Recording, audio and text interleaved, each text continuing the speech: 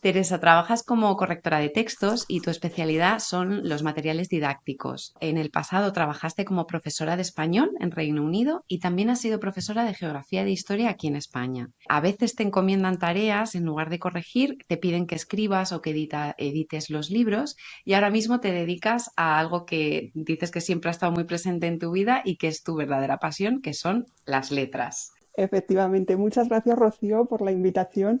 La verdad es que fue muy halagador cuando me lo propusiste y encantada, la verdad, de estar aquí. Qué bonito, me apetece un montón. Pues te quiero hacer un montón de preguntas que tienen que ver con corrección, con literatura, con escritura. La primera es que nos cuentes un poquito qué es y qué no es un corrector de textos. Pues lo primero es decir que, o sea, el corrector de textos se encarga un poco, bueno, pues de la corrección lingüística del texto, ¿no? O sea, de los aspectos lingüísticos. Hay un tipo de corrección que es la corrección de estilo, ¿no? Entonces suena un poco, a veces se malinterpreta porque los autores pueden pensar que se va a corregir su estilo, ¿no? Porque directamente el nombre lo dice así, ¿no?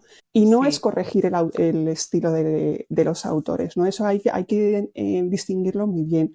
O sea, los correctores lo que hacen es identificar ese estilo del autor, ¿no? El estilo de un autor cuesta mucho lograrlo, puede costar años y para un autor son horas de trabajo y de experimentación, ¿no? De escribir, de rechazar algo, de volver a recoger, a retomarlo, volver a reescribirlo, ¿no? Un estilo que se tarda años en conseguir, ¿no? Entonces el trabajo del corrector no es modificar ese estilo o corregirlo porque a mí me parece mejor el mío o el de otro, ¿no? Es saber identificarlo, ¿no? Para pulirlo y para potenciarlo, ¿no? Yo creo que el corrector tiene que tener mucha empatía, ¿no? Porque tiene que ponerse primero en la sensibilidad del autor, en lo que quería, en entender un poco lo que quería decir el autor y también la otra parte fundamental en el destinatario del texto, ¿no? En el lector. Pero el corrector se tiene que olvidar un poco de sí mismo, de sí misma, ¿no?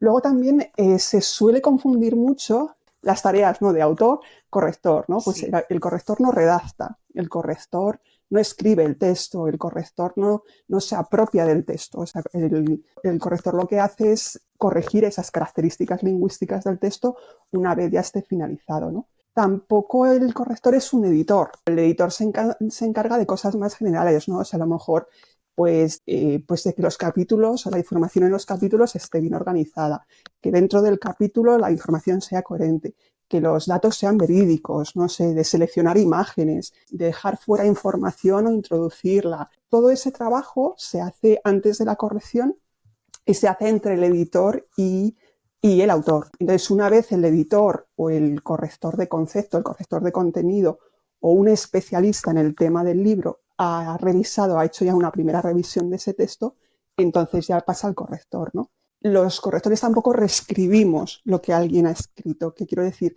Si un texto, pues yo qué sé, si te llega un texto por casualidad, que a lo mejor el autor ha cogido mucha información de Internet o ha usado alguna herramienta de inteligencia artificial y entonces es claramente hay que mejorar el texto en algún sentido, pues eso no es una corrección, ¿no? Si tienes que reescribir el texto, lo estás reescribiendo, no corrigiendo, ¿no? ¿Un corrector puede hacer eso? Sí, por supuesto, si se le encarga eso, ¿no? Pero estrictamente hablando, la tarea del corrector no es esa, ¿no? Sí, hay una frase que te había leído que me encantaba como lo habías puesto, ¿no? Que decía, si un texto es malo y está pobremente escrito, después de una corrección estará correcto, pero no será mejor. Y esta es Exacto. que es buenísima, o sea, la haría en la pondría en un cuadro, porque a veces hay confusión entre una cosa es que esté corregida, que es para lo que se contrata, a veces depende en qué fase estemos al corrector, y otra cosa es que se modifique sustancialmente el contenido. Por eso es importante conocer cuáles son las fases y qué grado de intervención tiene el corrector en cada una de ellas y qué está completamente fuera de lo que serían sus funciones. Entonces, esto, ¿qué va haciendo el corrector, ya únicamente el corrector, en cada una de ellas? ¿Cuáles son las específicas de corrección? ¿Cuáles Pues una serían? vez ya el texto ha sido editado o se ha hecho una corrección de concepto, digamos, entra el corrector de estilo, ¿no? Que normalmente trabaja en Word, porque o sea, luego hay otra corrección, ahora la vamos a ver, que se puede hacer en PDF o en InDesign, ¿no? Pero la primera, como todavía hay cambios sustanciales que hacer, se hace en Word porque es muy fácil manipular el texto, ¿no? Entonces eso es lo que se llama la corrección de estilo. Entonces, ¿en qué consiste? Pues ahí yo muchas veces pongo el ejemplo, ¿no? De cuando se va a limpiar una habitación que hay mucho desorden, ¿no? Pues no empezarías limpiando pues a lo mejor el polvo de los rodapiés, ¿no? O sea, si hay, yo qué sé, cojines por aquí, ropa tirada por allá, pues empiezas por lo más grande, ¿no? Y después ya una vez hecho lo más grande, pues ya vas a los detalles. Pues en la corrección de estilo es un poco eso, ¿no? Empiezas por lo más grande, ¿no?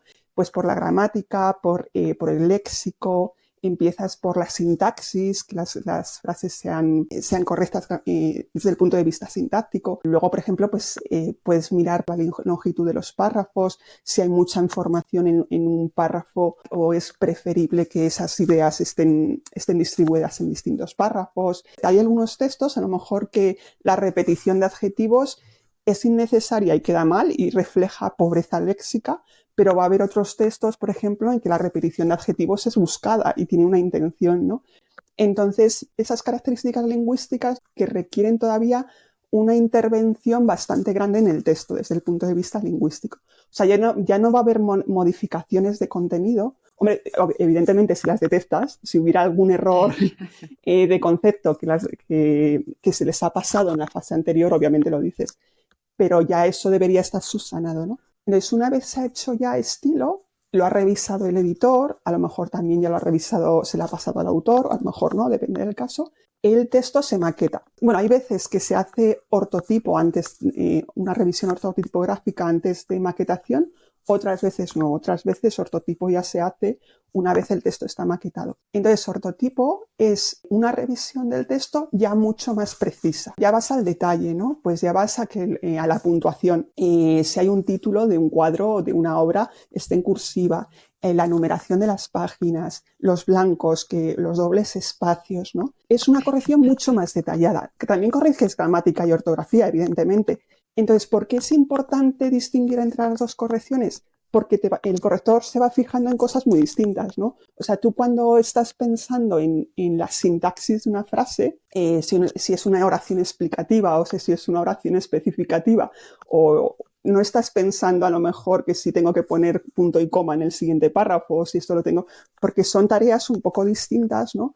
Y que requieren mucha concentración para una u otra tarea, ¿no? No solo hay que distinguir los dos tipos de corrección, sino también que lo tienen que hacer especialistas distintos. El autor es el peor corrector de su propio texto, ¿no? Es siempre mejor que la corrección, obviamente, la tiene que hacer alguien más, ¿no?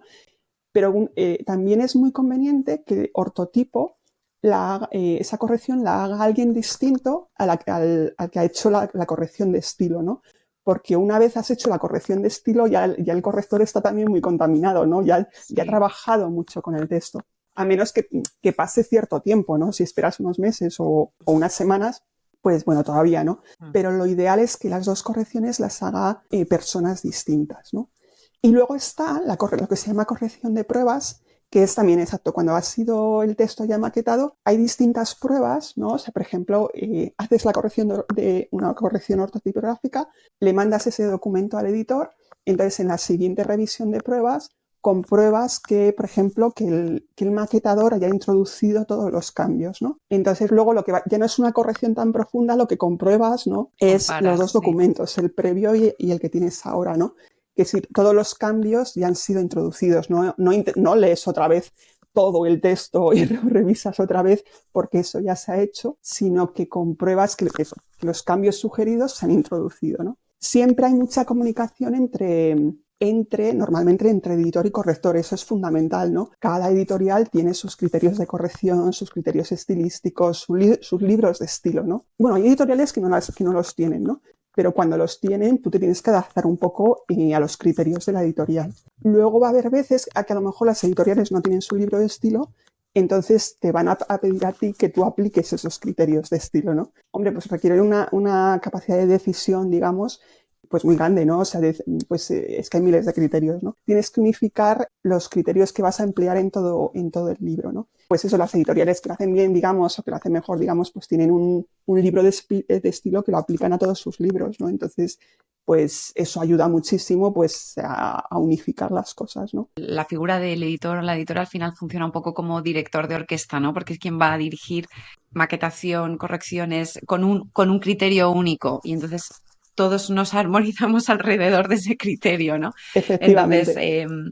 Sí, me gusta mucho porque es una tarea como muy desconocida y entonces muchas veces la gente tiene la sensación de, bueno, yo ya he terminado el texto, he puesto, fueron felices y comieron perdices, yo ya lo imprimo y esto se vende y ya está, pero es que hay tantísimo trabajo a posteriori que creo que a veces el hecho de que no se conozca, pues devalúa un poco también lo que se hace, porque es que hay muchas cosas por hacer para preparar el texto para su punto final, ¿no?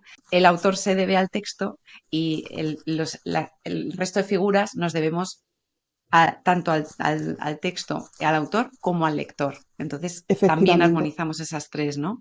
Eso es totalmente cierto, ¿no? Porque muchas veces con los textos en los que yo trabajo, que son sobre todo educativos y divulgativos, los autores normalmente saben muchísimo de su especialidad, de su tema. Y la tendencia cuando sabes mucho es que lo quieres contar todo, no lo quieres compartir porque es un tema que te apasiona y entonces hay veces que los textos vienen cargadísimos de información, ¿no? Sí. Porque si no quieren contar todo. Y entonces es decir, bueno, ya, pero es que el destinatario a lo mejor es un niño de 11 años, o sea, no puede, no puede asumir todo lo que tú sabes, ¿no? Le quedan más libros para enterarse de todo Exacto. esto, ¿no? Tener en cuenta, por supuesto, tener en cuenta el destinatario del texto es fundamental, ¿no? Y el tipo de texto, o sea, no es lo mismo escribir un texto para un niño o para un adolescente que un texto didáctico, pero para un adulto, por ejemplo, ya es otro tono, ¿no? Tu especialidad son libros de texto. No sé si te has especializado en alguna franja en concreto y por qué. Y las siguientes, ¿no? ¿Cuáles son las características de trabajo de algo tan específico como los libros de texto, ¿no? ¿Cuáles son los rasgos estilísticos y cómo entran y cómo salen del taller los textos? Cuando hago edición de autorías, sobre todo en secundaria y bachillerato, porque son los ciclos o las etapas educativas en las que he enseñado y es pues lo que tengo experiencia. A mí infantil y primaria, pues son mundos, o sea, parecen lo mismo para gente que es ajena a educación, ¿no? Pero son cosas totalmente distintas, ¿no? Cuando es corrección, no me importa tanto y no haber enseñado en esos ciclos, ¿no? Sí que son textos muy distintos, por supuesto, tienes que tener en cuenta muchas cosas, ¿no? Me especialicé en texto educativo eso, porque tenía experiencia docente, pues era el sector, digamos, en el que pensé que podía aportar más por mi experiencia, ¿no? Entonces, pues, ¿cuáles son las características? Bueno, un libro de texto es bastante complejo, pero bueno, digamos que la principal característica de un libro de texto es que, bueno, es un texto didáctico, obviamente. Una de las principales cosas que tienes que tener en cuenta es que es un texto que va a ir destinado al profesor, por un lado, que ya conoce los contenidos, o debería ser un especialista en el tema, pero tiene que utilizarlo para transmitirlo a los estudiantes. Y luego los estudiantes que no son conocedores de ese tema, será probablemente la primera vez que se encuentre en ese tema, ¿no? Pues tiene que ser un texto muy claro, ¿no? O sea, ahí hay que evitar la creatividad literaria, ¿no? Pero hay que evitar, pues, la utilización de imágenes, de figuras literarias, ¿no? Tiene que ser un texto expositivo con frases sencillas, a veces cortas. Hay esa creencia de que cuanto más larga sea la frase, mejor escritor soy, ¿no? Y no, a veces es decir, ¿no? Rompe ese párrafo de 4 líneas en 4 frases distintas, ¿no? Ya lo he dicho, frases breves, vocabulario apropiado, pues para la edad a la que va destinado el texto, ¿no? Pues eso, o sea, hay mucho vocabulario que a lo mejor en un quinto o sexto de primaria no conocen todavía. Hay conceptos clave que para un adulto son evidentes, para ellos los están viendo por primera vez, ¿no? Entonces nada es obvio. También, pero al mismo tiempo hay que incrementar ese vocabulario, Claro, ¿no? eso mismo estaba pensando que, digo, madre mía, si ya me parecía complicado tener presente en destinatario, claro, tú tienes dos y además de niveles tan distintos y es esa aproximación entre la figura del profesor que conoce la materia la figura del que se está presentando por primera vez, pero necesita adquirir a relativo ritmo, ¿no? Porque le esperan más conocimientos en el siguiente curso, le esperan más libros, hay más asignaturas, entonces necesitará ir incorporando poco a poco. Entonces, medir qué se queda dentro y qué se queda fuera, me parece complicado, ¿no? Tiene que ser complicado. ¿Qué palabras pueden empezar a incorporar? ¿Qué conceptos tienen que empezar a familiarizarse? No sé si eso también lo especifica el editor o si lo conoces porque conoces el programa educativo y conoces, no lo sé, lo veo muy complicado tener en cuenta tantas cosas. Sí, claro, porque en el libro de texto normalmente, también hay excepciones, pero normalmente cada capítulo lo redacta un autor distinto. Entonces te van a lo mejor a corrección van a llegar pues a lo mejor el primero que te llega es el capítulo 9 o la unidad 9, ¿no? Y el siguiente la unidad 3, y luego un libro de cuarto de la ESO y luego otro de primero, ¿no? Entonces ahí tienes que ser muy organizada y tiene que haber mucha comunicación con la editorial, ¿no? O sea, ellos te van a enviar normalmente y te van a explicar normalmente el proyecto educativo, evidentemente, ¿no? Para unificar todo lo que decías tú antes, ¿no? El editor, que es como el director de orquesta, ¿no?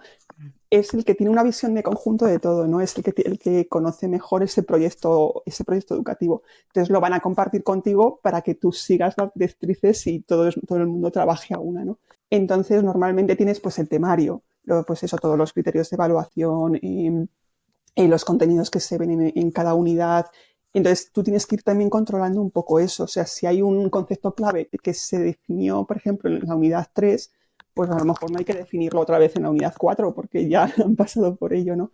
Entonces eso es muy importante, seguir tomando notas, también sugerencias, eso hay mucha comunicación, ¿no? Pues esta palabra a lo mejor me parece pues demasiado un registro demasiado oculta para este nivel, la sustituyo por esta.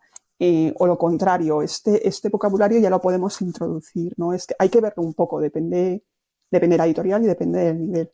Pero sí, es complicado. Sí, sí, y más eso lo que comentas, y además cada capítulo procede de un autor, habrá un estilo distinto, unas tendencias diferentes. Por eso, vamos, si ya es importante que pase por corrección cualquier libro, en los de texto es como otro, lo estoy viendo como otro universo aparte, otra cosmogonía distinta, ya otra forma de trabajo muy distinta.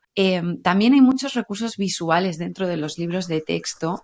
Me imagino casi un trabajo codo con codo, aunque ya nos has contado antes que no necesariamente en todas las fases, sino en función de qué fase estamos, se trabaja más o menos en la revisión de maquetación. Desde un punto de vista del texto, de autores, cuando estamos trabajando en un texto divulgativo o con carácter pedagógico, no necesariamente para niños, sino cuando también somos escritores de no ficción o queremos enseñar, que nuestro texto enseñe algo, y de qué recursos disponen los autores a nivel de texto de los que podrían servirse para mejorar esa intención didáctica. El autor es un especialista en el tema, ¿no? Y quiere compartir algo sobre el tema en el que él trabaja, perdón, y normalmente él o ella sabe muchísimo de ese tema, ¿no?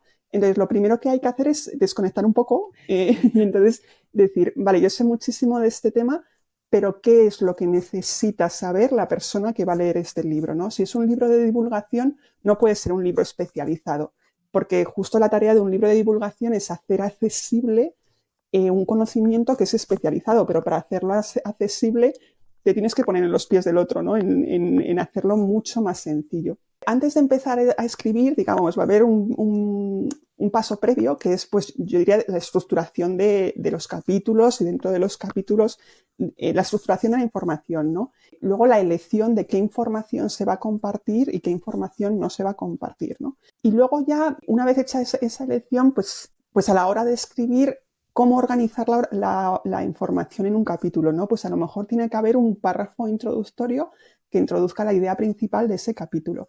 Luego, en cada párrafo, como máximo, a lo mejor, que haya una sola idea, que a lo mejor esa idea se puede desarrollar en 8 renglones o en 10, pero concentrarse, hacerlo de una manera sencilla, ¿no? Que solo haya una idea. Que los párrafos a lo mejor estén conectados con conectores discursivos, ¿no? Porque a nosotros nos parece muy obvio, pero los conectores nos sirven para que el lector vaya estableciendo conexiones entre un párrafo y otro, ¿no? Empezar las frases, a lo mejor, con lo que ya sabe el lector y a continuación, en la segunda parte de la frase, de aportarle la nueva idea que quieres introducir, ¿no? Luego, otra vez, frases sencillas. No huir de esa idea de que cuanto más larga la frase, mejor y más sé y más evidencio todo lo que sé. No, a veces la sencillez ayuda muchísimo, ¿no? A explicar las cosas. Luego usar depende del texto, por supuesto, pero usar ejemplos para intentar explicar un poco de una manera sencilla lo que se está explicando. A veces, pues depende también del texto, se pueden recurrir a gráficos, a diagramas, o sea, todo lo que a lo mejor refuerce un poco de una manera más visual, pues ese contenido textual, ¿no? Habrá cosas que es más fácil poner en la forma de un esquema que de manera en que en el texto, ¿no? De nuevo, quizá me quedo con la misma frase de, bueno, las imágenes sirven como apoyo para el texto, pero de nuevo, un texto embarrado no va a quedar resuelto con una imagen que lo acompañe. Entonces, y, sin embargo, un texto muy claro, muy conciso, sí puede quedar multiplicado por una imagen. Entonces, me encanta todos los recursos que nos vas dando porque es como, sí, por favor, que tomad nota, por favor, esto es muy importante, porque porque a veces sí que esto que hablas de la complejidad o la sencillez, yo lo detecto enseguida y me pasa mucho con los conceptos y las palabras. Que hay personas que tienen la sensación de que utilizando palabras, pues ocultismos o palabras mucho más complejas, en realidad la idea es más elevada. Y nuestro trabajo como escritor no es hacer un mundo empobrecido, no es volcar un mundo empobrecido, pero sí accesible al lector. Muchas veces utilizar un lenguaje más complicado no significa que ni que sepamos más ni que estemos más capacitados. Al revés, nuestra tarea es ajustarnos a quién nos estamos dirigiendo. Es la primera pregunta, ¿a quién nos estamos dirigiendo? Es lo que acabas de decir, o sea, es más importante que el vocabulario sea preciso, sencillo, pero preciso, o sea, que una palabra defina lo que realmente quieres decir y que sea esa palabra adecuada con ese matiz adecuado, que a lo mejor es una palabra súper común, pero es la que necesitas en vez de buscar algo muy rebuscado que distraiga al lector o que le complique la lectura, ¿no? Es el momento de ser claros y que transmitir esa información de la manera más sencilla y clara posible, ¿no? Hay una pregunta que creo que es muy importante porque es como no sé, como una leyenda que corre alrededor de por qué la revisión de un texto la tiene que hacer un especialista y no la puede hacer cualquiera, ni cualquiera que le guste mucho la lengua. ¿Por qué es tan importante que la revisión de un texto corra de cuenta de alguien que está formado específicamente para la corrección de textos? La corrección es mucho más complicada de lo que parece, ¿vale? O sea, no es por hacer alardeos de los correctores ni de minusvalorar, por supuesto, la tarea de otras personas o las capacidades de otras personas, ¿no? Pero es mucho más complicado de lo que parece y requiere una formación muy específica. Y no solo es pues una persona que le guste mucho y veo los errores con los que me encuentro, ¿no?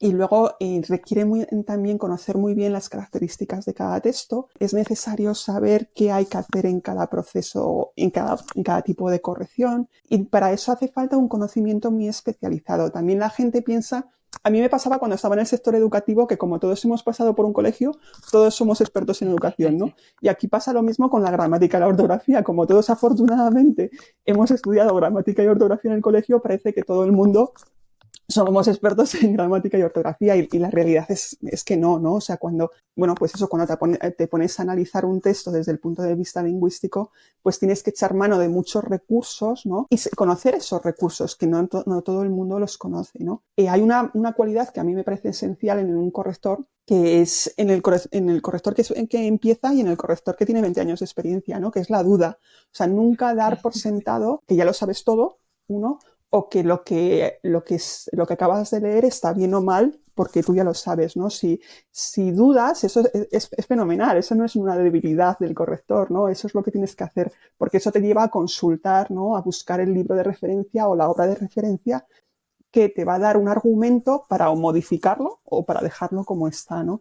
El haber cometido muchos errores antes o el haber dudado muchas veces antes te lleva al final a decir que no puedes estar segura, ¿no? O que, bueno, segura no por falta de seguridad, sino que tienes que dudar en el sentido de que Consultar. cada texto es distinto, que cada autor va a pretender una cosa distinta, que cada editorial es distinta, ¿no? Y luego la formación del corrector. Evidentemente hay muchos cursos de formación maravillosos, ¿no? Pero requiere un trabajo constante, ¿no? O sea, no con hacer un curso de corrección va a ser suficiente. Pues a lo mejor haces un curso especializado y dices, qué maravilla, y ahí empiezas, o sea, ahí empieza tu tarea de formación realmente, ¿no?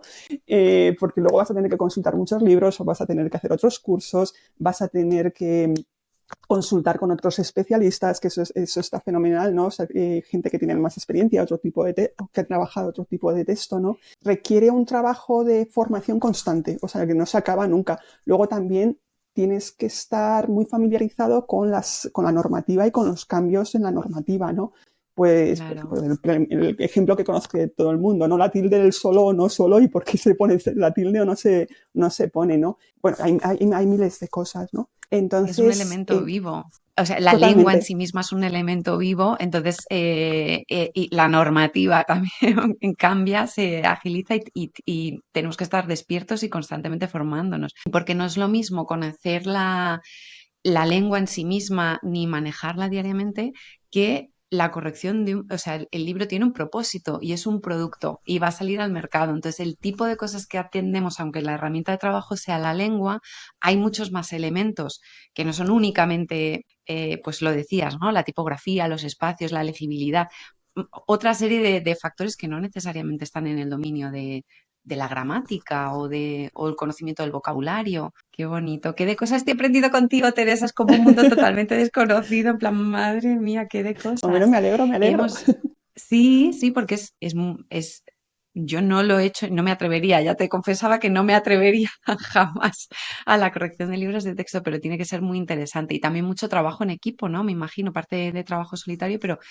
que se trabaja con muchos profesionales, ¿no? Con distintos, los Efectivamente. autores, la Y luego sí, o maquetación. sea, con eso, especialmente con el editor, pero luego también con, pues eso, tienes que tener en cuenta el trabajo del maquetador. A lo mejor, pues ya se ha hecho una maqueta, yo qué sé, y tienes que adaptar el texto, reducirlo un poco.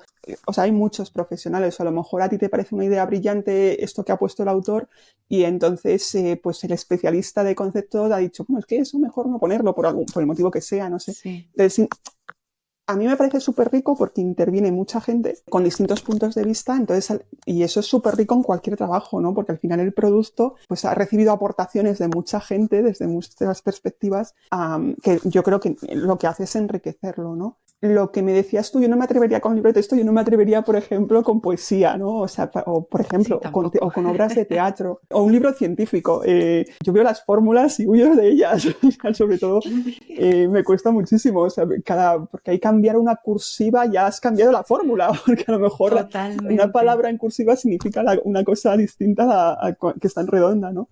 Entonces yo creo que también por eso es muy importante especializarse, ¿no? Es verdad que podemos conocer una variedad de textos, pero hay textos que requieren un conocimiento muy específico, ¿no? Cada uno brillamos en Sí, una casilla. Entonces, yo me coloqué efectivamente. aquí en la casilla, claro. Brillamos y podemos hacer brillar los trabajos con los que colaboramos, porque es donde aportamos, donde tenemos más afilados los sentidos, la vista, el detectar qué es lo que funciona y qué es lo que no. Eso, creo que eso es muy bonito. Llego al final y te hago tres preguntitas que me encantan. Cuéntanos cuál es esa librería que te gusta a ti o que nos recomiendas. Pues mira, hay una en Madrid, una librería que se llama Crazy Mary, que está en el barrio de las Letras. Es una librería pequeñita, pero es la típica librería de barrio, librería de toda la vida, ¿no? O sea, la librera Sí. sabe muy bien lo que está vendiendo, hace una selección muy buena de los libros y ha creado un lugar entrañable, ¿no? O sea, es el típico sitio en el que entras y enseguida te pones a mirar los libros, ¿no? Porque está muy, muy cuidada. Y después te pregunto una herramienta online que te resulte muy útil y que nos recomiendes. A ver, como correctora, la última actualización de la RAE que ha hecho en el diccionario, bueno, no solo en el diccionario, también en la ortografía y la gramática, ¿no? Que ha sido una ayuda inmensa, ¿no? Tener todos esos recursos digitalizados, ¿no? Y tan accesibles, y accesibles ahora mismo para todo el mundo, ¿no? Porque cualquiera puede acceder de manera gratuita. Nos quedamos con la librería, con la aplicación y ya la última pregunta que te hago es un libro, y me encanta esta expresión, que te haya volado la peluca. Pues mira, hay un libro que he regalado muchas veces y que no paro de Sí, recomendar. Es un libro que salió ya hace años, a lo mejor ya tiene 6 o 7 años, de una autora de La Rioja que se llama Elvira Valgañón. El libro se llama Invierno.